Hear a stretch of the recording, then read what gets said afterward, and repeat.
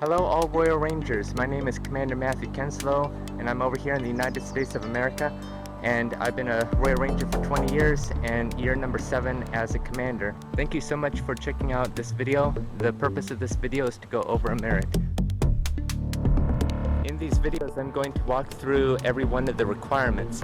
Now it's important to note that while watching these videos it will not give you the merit. You have to show to your commander that you have watched and learned from these videos. What I recommend you doing is taking down notes for each requirement and then show them to your commander for approval.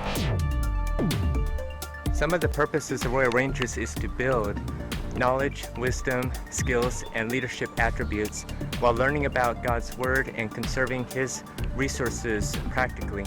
And most importantly, to have fun doing it. So I'm Commander Matthew Kenslow from the United States of America, and be blessed.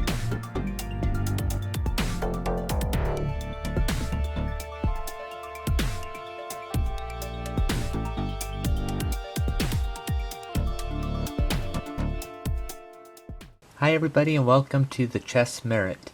Here's a brief history of chess. Chess is one of the most widely played games in the world. A minimum of 6 varieties exist from Japan, China, Ethiopia, and Europe. Its origins have been hotly debated, but most scholars accept the claims that chess began in the 5th century in northwest India. However, recent archaeological and linguistic studies have suggested Uzbekistan or China as the more likely origin of the game. The rules and pieces have gone through major changes and improvements throughout its history. All modern moves, except for castling and pawn promotion, were codified in Italy around 1497, after which chess became very popular. In the 17th century, castling and pawn promotion were introduced to add more variety to the game. Here is one of the earliest known photographs of people playing chess in 1841. Bobby Fischer was one of the youngest persons to be crowned international chess champion when he was in his early teens in 1958. He learned the rules of chess at age 6. He also became U.S. champion 8 times in 8 attempts in the 50s and 60s. He won every tournament and match he participated in from 1962 to 1972. With the exceptions of Capablanca Memorial in 1965. Fischer did not play a single official game after winning the title in 1972 and laid down strict conditions for the match to defend the title in 1975. The World Chess Federation disagreed. Fischer would not compromise. He was stripped of his title and Anatoly Karpov became world champion by default. A number of female chess players have the title Master, but are comparatively few to the number of male chess players. The history of female chess players in the United States dates back to the colonies. Aaron Burr and Benjamin Franklin were known to play against female players. So now let's talk about some governing bodies of chess. You have the International Chess Federation, founded in 1924 in France, and it is currently headquartered in Switzerland. This is the international governing body of chess. The current world chess champion is the Norwegian chess grandmaster Magnus Carlsen. You also had the Professional Chess Association back in the mid-90s. Here you have Garry Kasparov of Russia, who was one of the chess grandmasters. And one interesting match was the Classical World Chess Championship from September 10th, 1995 to October 16th, 1995. And here are a couple of pictures of the event. Here we have Kasparov of Russia and Anand of India. What I find interesting about this is look at where they are at. They're at the top of the South Tower of the World Trade Center, or the former World Trade Center in Manhattan. In fact, the South Tower is the one without the antenna spire. This is the North Tower, and they played way high up there.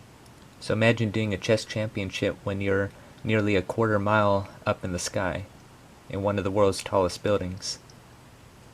Alright, so let's go ahead and go to requirement 1, demonstrate how to properly set up a chessboard. Okay, here is a chessboard. It's 8 squares long and 8 squares wide, so doing the math, there are 64 squares, and it alternates between dark squares and light squares. Sometimes it's different shades of wood, and other times it's different colors. But basically you have dark squares and light squares, and corresponding dark pieces and light pieces. My question to you is this. Is this the right way to orient the chessboard? Or is this the right way? Well, the answer is this. You see that the lower right square is the lighter color, in this case white. Okay, the other orientation, the lower right square is black, but it should be white, or the lightest color.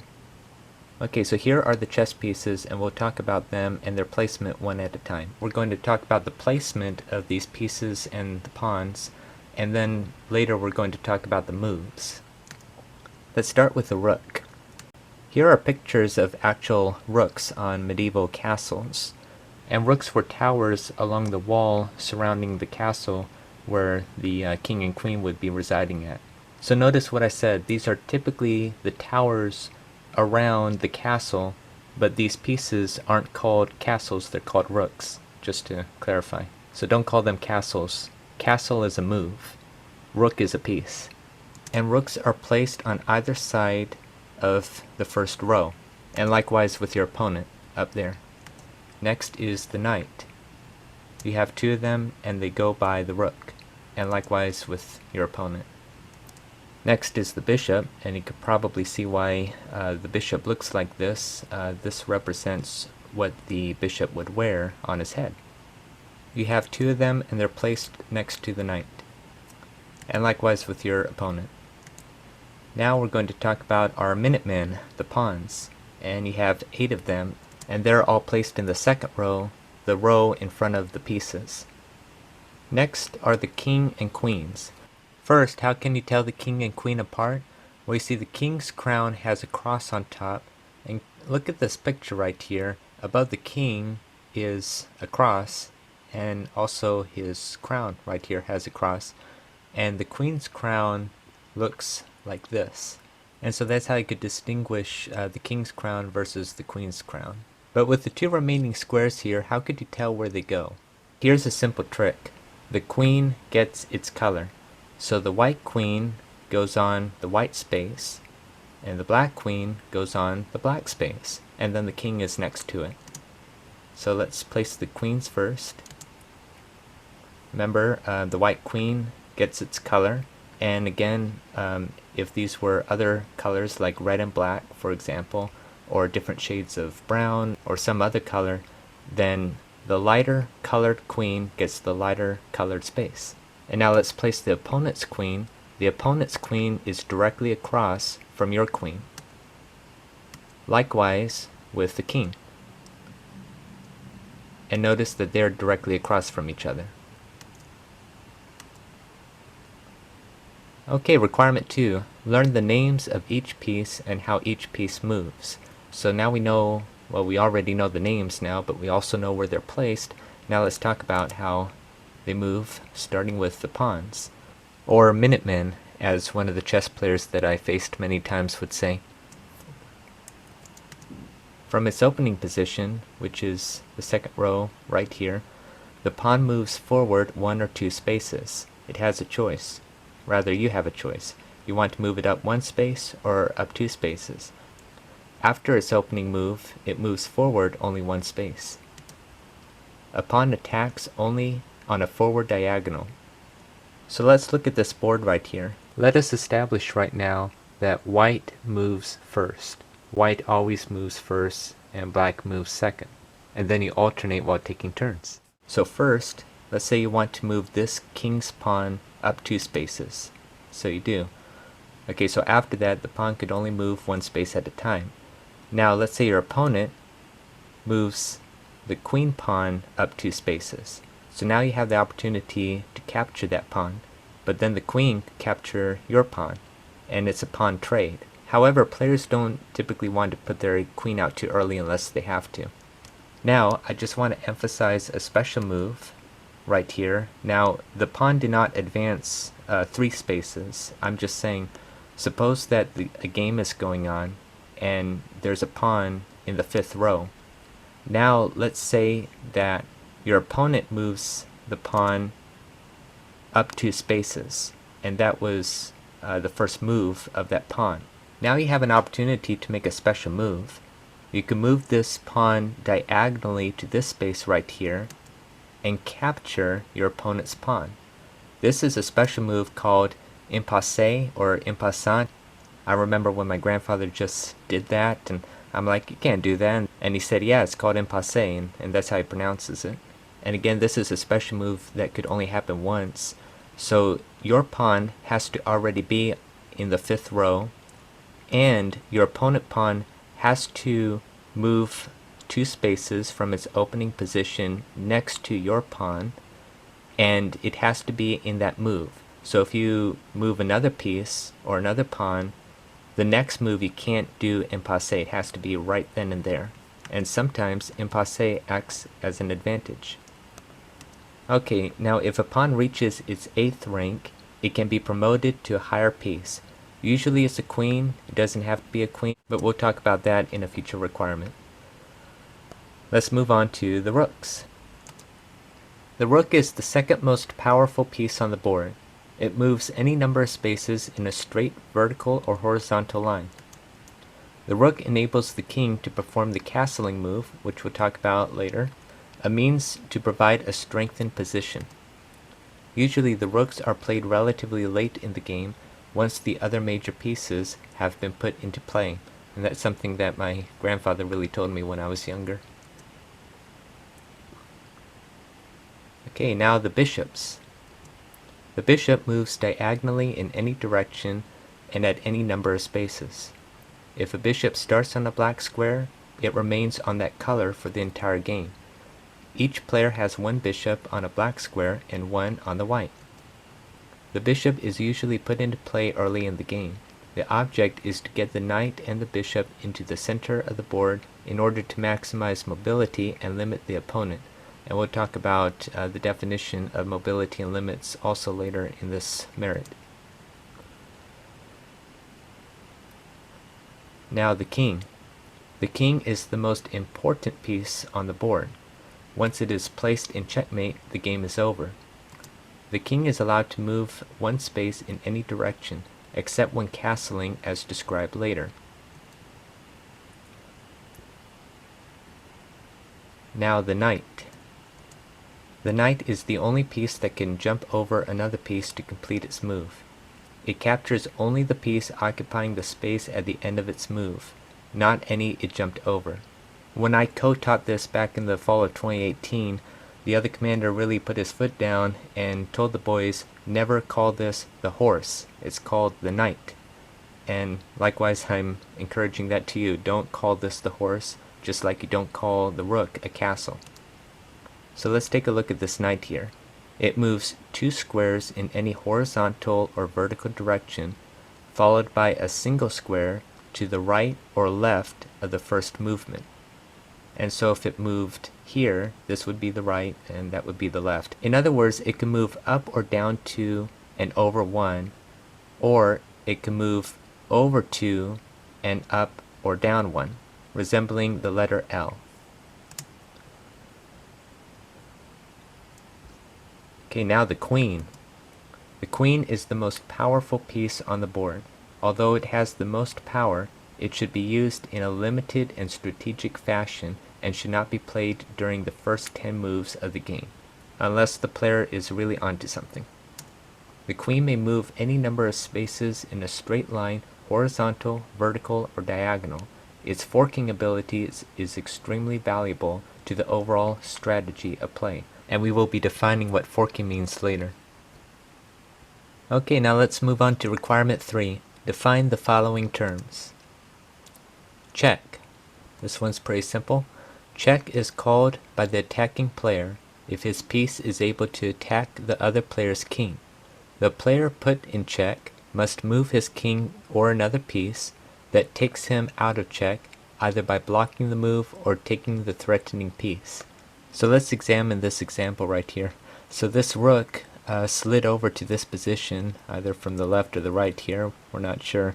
All we know is that the rook is placing the king in check. What's something that you could do if you're playing black? Well, you can move the bishop right here to block the rook. Okay, that works. But let's say that the bishop's right here. If the bishop's right here, number one, your opponent would never place his rook here, but if your opponent did, then you could capture the attacking piece. But let's say that there's a pawn in the way. If there's a pawn in the way, you can't move the pawn up in hopes to capture the rook, because if you do that, then the rook would just capture the king and the game's over. You have to move the king at that point. So here's the big idea. Getting your king out of check is the number one priority. If you can't capture the threatening piece, then you have to move the king out of the way. Okay, next is checkmate. Checkmate is called by the attacking player when the opponent's king is in check and has no way to escape. It is the end of the game. So if you look at this scenario here, you see that the bishop is the actual piece that's doing the checkmating, which is kind of rare, but it's possible. You see here the king cannot move anywhere, and with these pieces this bishop cannot be attacked, so it's checkmate at this point. What the player should have done earlier in the game was move this pawn up one, and that's usually a strategy to get like a stair step going, and that way the king can move here, provided that the queen isn't here. Next is stalemate, also known as a tied game. It occurs under two common scenarios. 1. The two players end up with only their kings left on the board. In this case, it is impossible to win. 2. One player has only a king left, and he ends up cornered, but not in check. In other words, he cannot make a move to complete his next turn without placing himself in check. So you see right here, the queen just moved to this position right here, and all that's left is a king. Well, the king is not in check. He's neither in check nor checkmate, but he cannot move here, there, or there. Otherwise he'd be placing himself in check. So it's a stalemate. A bonus term is resign, and that's when a player gives up by turning his king on its side.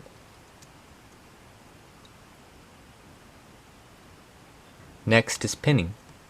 This occurs when a piece under attack is in such a position that if it were to move, a more valuable piece would be exposed. So here you have the rook, and technically the rook is pinning its opponent's queen. So if the pawn or any of the pieces that might be here in its place were to move, then the queen would be exposed. So let's say this is your white bishop. Let's say you're playing black and this is your white bishop. Well, if the bishop were to move, then you just exposed your queen for capture. But also keep in mind that the pawn is of a lower value. Same thing with the bishop or a knight or even a rook. It's less valuable than the queen. And so opponents typically pin your most valuable pieces. And let's say that the knight is here. Well, you might be tempted to capture the knight with this pawn, but if you do so, then the queen would be exposed. So keep in mind, it's kind of at the choice of your opponent's knight or your queen. The pawn, bear in mind, is of lower value than your queen, so you may not want to sacrifice your pawn. Even if this was your white bishop, you probably don't want to sacrifice it for a knight when at the expense of your queen. So the big idea is that pinning would restrict your opponent's pieces from moving. One thing I might as well add now, I want to add it somewhere in this video, but my grandfather was adamant earlier in my life when he said there's a difference between a piece and a pawn. So a pawn is just a pawn, and everything else are pieces. And therefore it's kind of a bit bad to trade a piece for a pawn. In other words, you used one of your pieces to capture a pawn, and then you lost that piece. Next is forking, and this is what we alluded to earlier. This is the ability to choose to attack either of two or more pieces from one location. Here's an example, a real-life example about a fork in the road. But kind of the same scenario on a chessboard. You could go left and capture the knight, or you could turn right and capture the queen.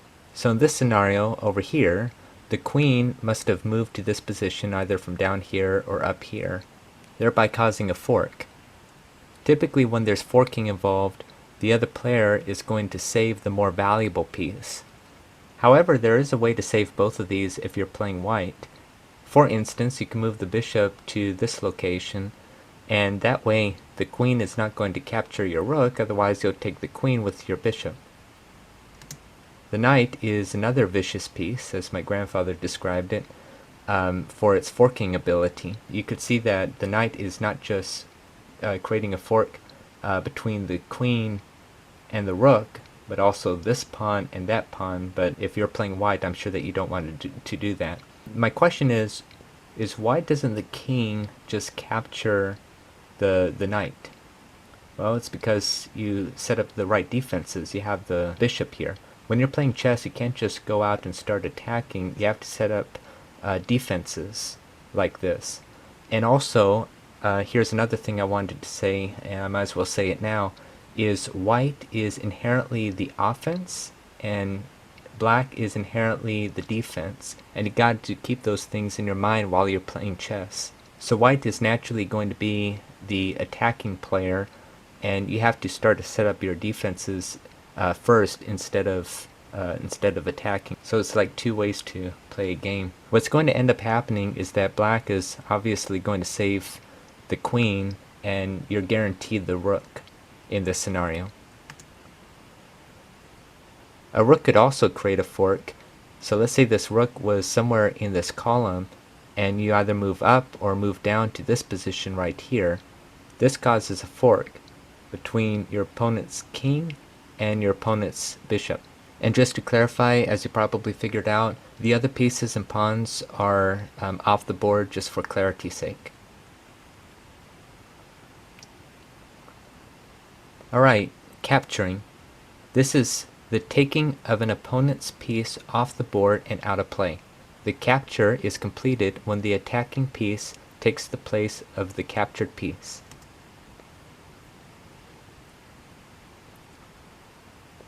Center position. The squares in the center of the board. So these 16 spaces, this is the centered position right here. And both players want to dominate this part of the board versus the outside of the board. Holding the center position allows the player to increase his own mobility and ability to attack. At the same time, the player is limiting his opponent. You notice that I italicized mobility and limiting because we're going to be defining those vocabulary terms here shortly. So let's start with limits. This is the ability of one player to limit the mobility of an opponent. The most effective means of limiting an opponent is through control of the center of the board. It reduces the mobility of the opponent and leaves very few open lines of attack. So there's that word mobility again. What's mobility? This is the ability to have more spaces in which a piece can move. Usually, when a piece controls the center of the board, it will have greater mobility. Pieces retained against the outer edges of the board have less mobility. So let's visualize all this. So here's a chessboard. And again, this is the center position. So let's say I move the queen pawn up 2 spaces. Then black moves. Okay, and then I move the king pawn up 2 spaces. So it's like I had a choice to either capture or just move the other pawn. Usually the king and queen pawns are the first to be moved. Although you could move the knight first. That could be a first move, but it's usually the pawns. Now you have a choice at this stage of the game. You could move the king pawn up 2 or just up 1. And that way, if black captures your piece, you could capture its piece. But the point I want to emphasize here is you just increase the mobility of your white bishop. Look at how far it could go. Well, it probably doesn't want to be over here unless that pawn and that bishop and that knight are out of the way. So this is also known as an open line. An open line is created when other pieces do not impede the process of the piece in play. Conversely, let's look at your black bishop, and I say that because that's the bishop on the black squares. This doesn't have much of an open line, and because you put your pawn there, that limited your bishop's mobility. Now let's move on to the knight.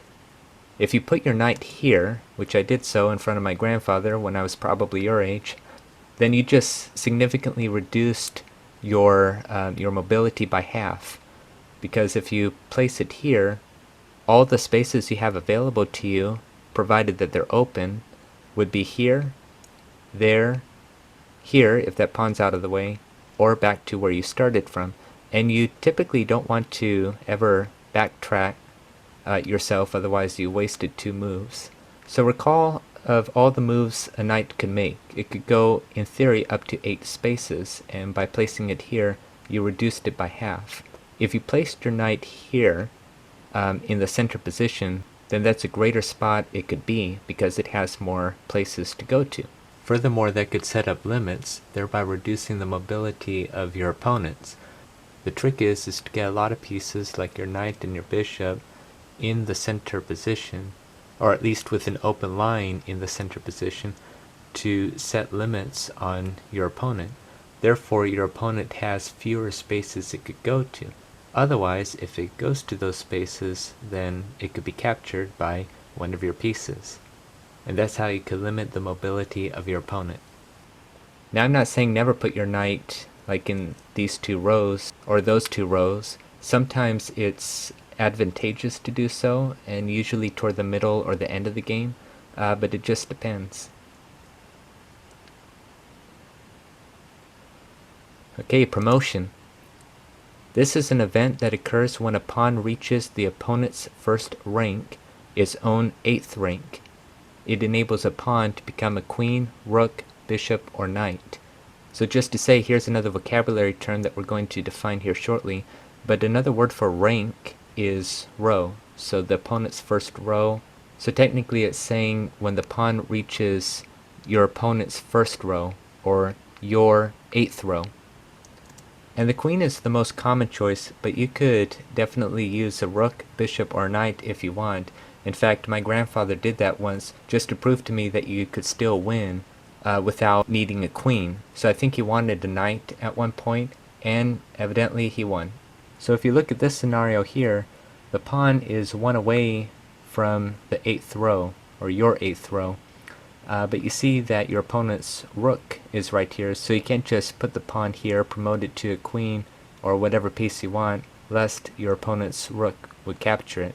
And you don't want to bring this rook up here for safety, otherwise the king would capture it, unless you have proper defense. The best move for you is to move the king upward.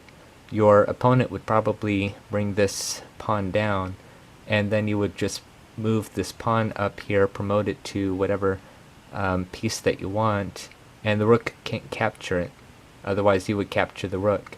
However, I set this up online and many times over played both black and white, and you could really get far if you're playing black and you move these pawns strategically and ultimately win. But that's a different demonstration. When a pawn moves to the other side of the board, it may be replaced either by a previously taken piece of the same color or tipped on its side to take on the properties of another piece. So in other words, let's say that you have a queen and then you advance a pawn to the 8th rank to promote it, and let's say that you want another queen, but you already have a queen on the board. What do? Well, the common thing to do is if you have a rook that's already been captured, you could turn the rook upside down, and that takes the properties of the queen. And if that doesn't work, then just do what it says here. You could tip another piece of the same color on its side.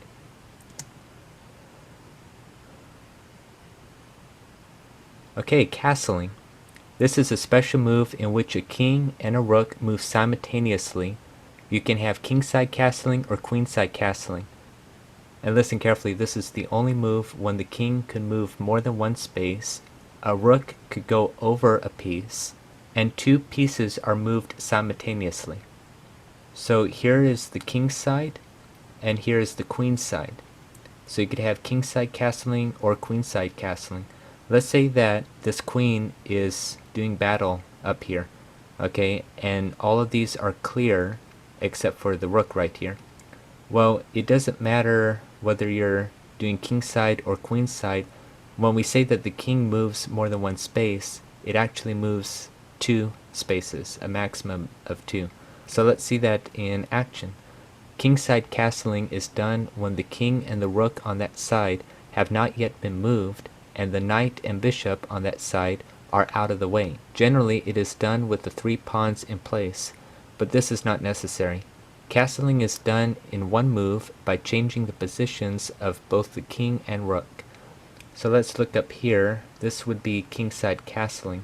So the king comes over two spaces, and then the rook comes over to this side of the king, resulting in this right here.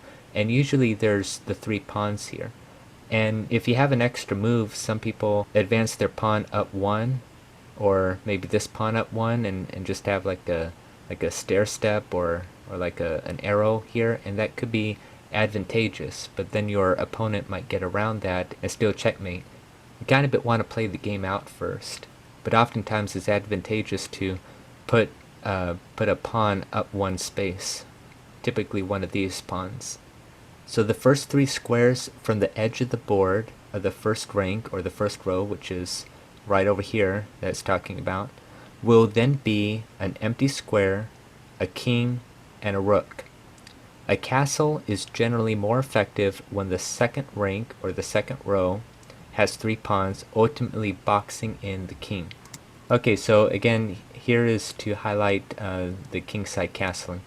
Now let's move on to queenside castling.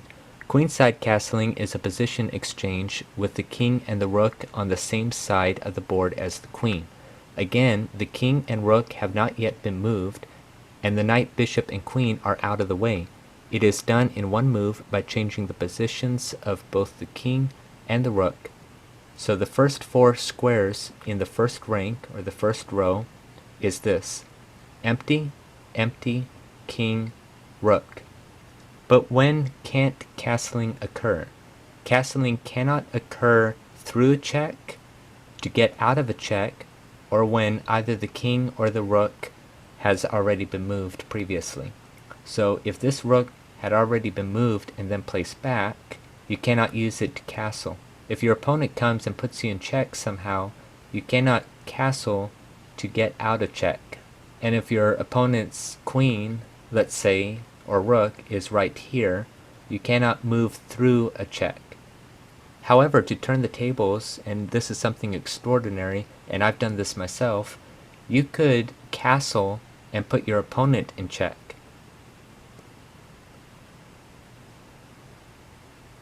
Okay, now let's define rank and file. Rank is the horizontal row. For example, when the board is set up, the king sits on the first rank, the pawns sit on the second rank. So here's the first rank, the second rank, all the way to the 8th rank. So rank is synonymous with row. File is a vertical column. For example, when the chessboard is set up, the king sits on the 4th file. So that's another thing about, king versus queen, but if you like to remember it as the queen gets its color, that might possibly be easier when you're starting out playing chess. So the king sits on the 4th file, for example, but you notice that the files are alphabetic. The rank are numerical, so you have alphanumeric code for each of the 64 spaces of a chessboard. Okay, requirement 4. Tell briefly how to use a chess timer. So chess timers are used typically by professionals, competitions, and such. You could have like a blitz mode or just a basic competition mode where it's set for like 5 minutes, 10 minutes, 15 minutes. A chess timer has 2 buttons on top and 2 clocks. So you could have an analog timer or a digital timer. And you typically have two buttons or this big button right here. You could press the button down over here, and then this one would come up, and then when your opponent is done with his move, he'll just press his side of the button down. The player who starts the game presses his button to start the timer and makes his move. He finishes his move by pressing the button again. This stops his clock and starts the opponent's clock. So right now this clock is moving because this button is up. Once the player makes his move, he'll press this button down, this one will come up and start this clock while pausing that clock momentarily. The opponent must then make his move within the allotted time and then press his button to complete his move. And players continue until the preset time runs out. The usual penalty for running out of time before making a move is the loss of the game. Okay, requirement 5 is demonstrate how to open up a game with the focus being mobility, reducing limits, and securing a strong center position. This is something that you're going to have to do in front of your commander. Okay, requirement 6 is demonstrate the following, also in front of your commander, or somebody like a parent who could verify that you've demonstrated these things. How to put a king in check, how to avoid check or checkmate, checkmate, pinning, forking, capturing, promoting, kingside castling, queenside castling, when castling cannot occur, how to start a game and which color begins the game. Those 11 things. Requirement 7. Play at least 3 games of chess and beat your commander. No, I'm kidding. Just play 3 games of chess, at least. Alright, a big congratulations. You got a very good start on the chess merit. The next step is to show your commander what you've studied, what you've done, and then demonstrate in front of your commanders the things that that the merit tells you to demonstrate. So once again, good job and keep up the good work.